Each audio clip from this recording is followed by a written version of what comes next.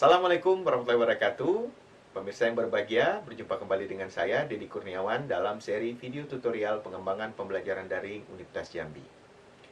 Jika sebelumnya kita telah membahas tentang penggunaan page, pada video kali ini kita akan menjelaskan tentang pemanfaatan book sebagai salah satu resources dalam pembelajaran daring berbasis Moodle di Universitas Jambi. Book adalah sebuah modul yang merupakan perpanjangan atau perluasan dari page. Oleh karena itu, mari kita saksikan tutorial berikut. Selamat menyaksikan. Tutorial 4, Resource Book. Action. Jika sebelumnya kita telah melihat bagaimana cara menambahkan page sebagai salah satu bentuk resource dalam e-learning berbasis Moodle, dalam tutorial ini kita akan mencoba untuk menjelaskan sebuah fitur resource yang lain, dan mungkin ini adalah yang terakhir dari seri ini, walaupun masih banyak lagi fitur-fitur resource yang lain yang bisa kita gunakan.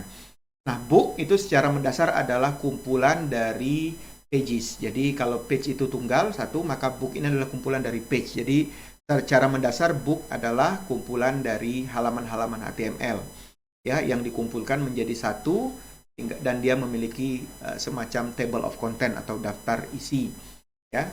Jadi secara mendasar konsepnya sama dengan penggunaan page. Kita bisa membuat halaman-halaman materi.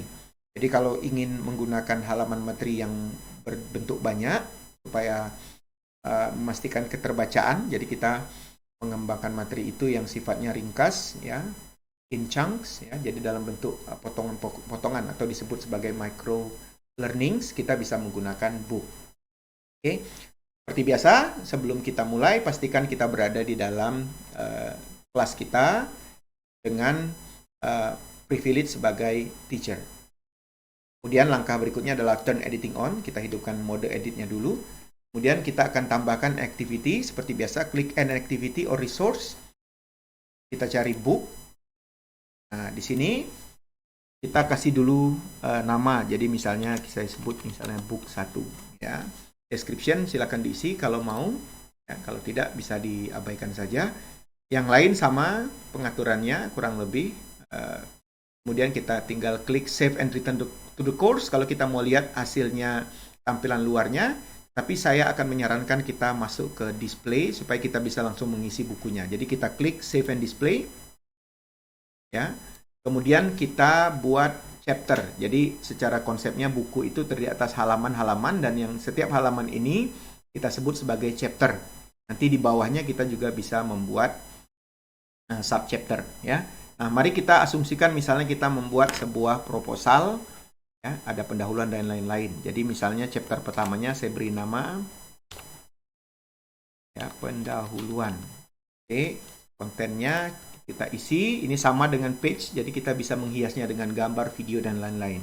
Ini ada misalnya pendahuluan ya. Oke, kita klik save changes, maka kita sudah menyiapkan satu bagian atau satu chapter dari book ini yang seperti ini ya. Jadi kita masuk ke book, kemudian di sini ada table of content. Nah, untuk menambahkan materi kita tinggal klik plus di sini. Jadi di samping paling kanan dari table of content itu ada tombol tambah atau plus itu. Kalau kita klik, dia akan masuk ke chapter 2 ya. Nah, kita sebut misalnya kajian pustaka ya. Oke, kita sebut sebagai kajian pustaka. Oke. Nah, kemudian kita klik save. Oh ya, isinya ya, kajian pustaka. Saya isi sederhana saja dulu untuk mencontohkan. Maka kita sudah mulai masuk ke halaman kedua. Seterusnya kita tambah klik misalnya metode penelitian. Ya. Kita klik dan seterusnya.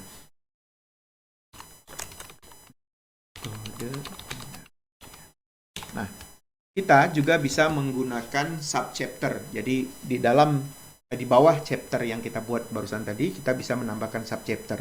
Jadi misalnya saya ingin dalam bagian pendahuluan ini saya menginginkan dua subchapter atau subbagian. Caranya adalah tinggal klik plus di sini, ya. Kemudian kita tulis nama subchapternya, misalnya latar belakang, ya. Kita tandai sebagai subchapter, maka dia akan menjadi anak atau bagian dari, salah ketik, dia akan menjadi bagian dari chapter pendahuluan. Klik. Nah, kita lihat di sini ini sudah menjadi bagian dari, ya, dan seterusnya. Kita bisa menambahkan subchapter 2, misalnya klik, ya.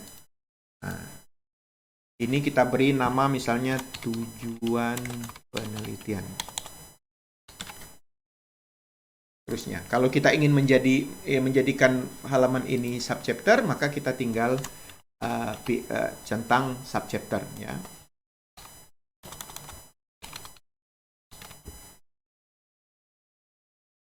Seperti ini. Jadi dia akan masuk, oh ya, ini harusnya saya centang sebagai subchapter saya.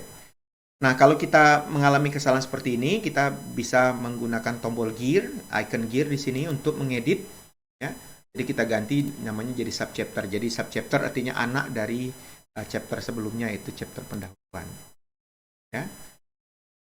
Oke, saya ulangi lagi sedikit prosesnya supaya tidak bingung. Ya, misalnya di bawah metode penelitian saya ingin menambahkan satu subchapter, misalnya desain, gitu ya. Kemudian saya klik subchapter. Saya isi. Jadi kita bisa menulis konten di sini cukup panjang sehingga kita bisa membuat sebuah materi yang berisi beberapa halaman, tapi dia tidak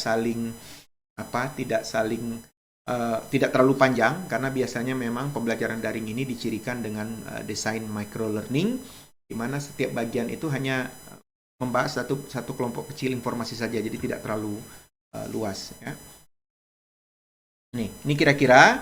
Kemudian kalau kita lihat di bagian table of content ini, kita bisa melihat beberapa icon, ya. Kita bisa pindahkan urutannya, ya.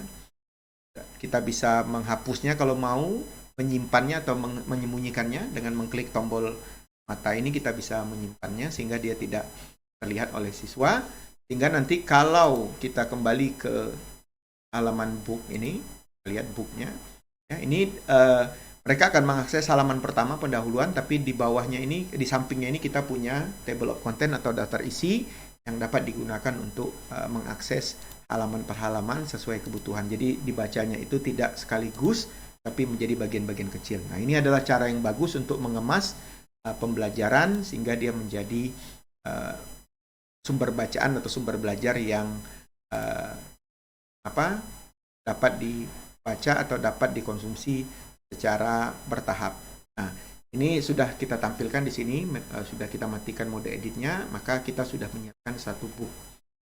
Tentu saja ini adalah sebuah potensi yang sangat baik untuk kita mengembangkan materi. Saya pikir itu saja tutorial kita tentang resource book, dan seperti disampaikan tadi bahwa setelah ini masih ada lagi banyak fitur-fitur dari bentuk-bentuk resources yang bisa kita gunakan. Tetapi secara umum, keempat resource ini adalah bentuk resource yang paling sering kita manfaatkan di dalam proses pembelajaran.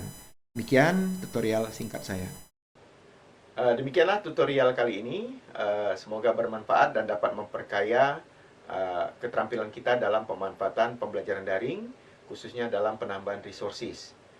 Setelah ini kita akan juga menyaksikan video-video selanjutnya, di mana saya akan menjelaskan tentang penggunaan activities pada pembelajaran daring berbasis Moodle di Universitas Jambi.